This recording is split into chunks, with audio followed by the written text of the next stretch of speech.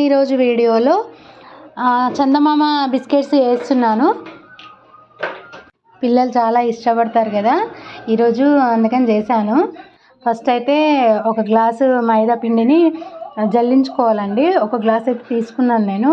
అది జల్లించుకున్న తర్వాత దాన్ని పక్కన పెట్టుకొని మిక్సీ జార్లో హాఫ్ గ్లాస్ వరకు చక్కెరను అయితే తీసుకొని పొడి చేసుకోవాలండి. స్వీట్ ఎక్కువ తినాలనుకునేవారు నిండుగా వేసుకోండి. మేము తక్కువ తింటాం కాబట్టి నేను హాఫే వేసాను. ఈ పొడి చేసుకొని ఈ మైదా పిండిలో ఇది కలుపుకోవాలండి.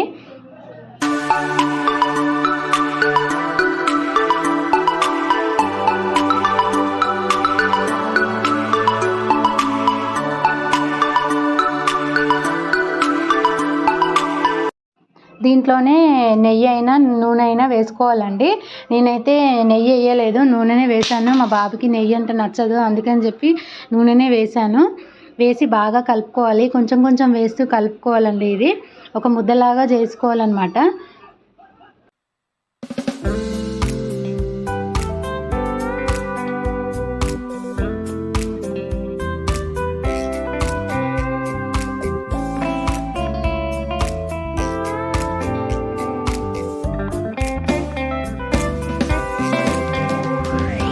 ఆ ముద్దను తీసుకొని ప్లేట్లో ఒక సైడ్కు అనుకోవాలండి. ఇలా నేను చూపిస్తున్న విధంగా ఒక సైడ్కి అయితే దాన్ని పెట్టుకోవాలండి, ఈ మైదాపిండి మిశ్రమాన్ని.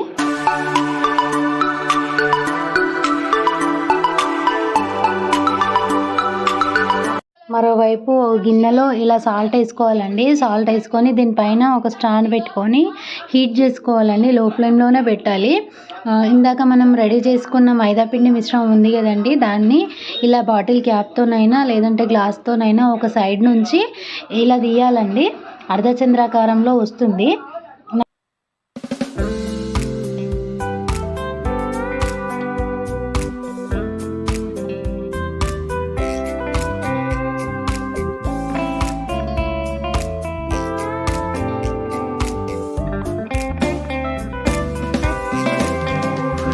ఇలా రెడీ చేసుకున్న బిస్కెట్స్ని మనం ఇందాక హీట్ చేసుకొని పెట్టుకున్నాం కదా, ఆ గిన్నెలో స్టాండ్ పైన ఒక ప్లేట్లో ఇవి పెట్టుకొని బిస్కెట్లను ఆ స్టాండ్ పైన పెట్టుకొని మూత పెట్టాలండి.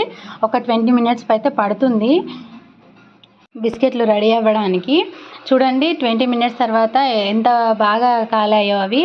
చాలా బాగున్నాయండి. టేస్ట్ మాత్రము నోట్లో వేసుకోగానే కరిగిపోయినాయి అవి. మా పిల్లలకైతే చాలా నచ్చినాయి. నా వీడియో కనుక మీకు నచ్చినట్లయితే సబ్స్క్రైబ్ చేసుకోండి, లైక్ చేయండి, షేర్ చేయండి, కామెంట్ చేయండి.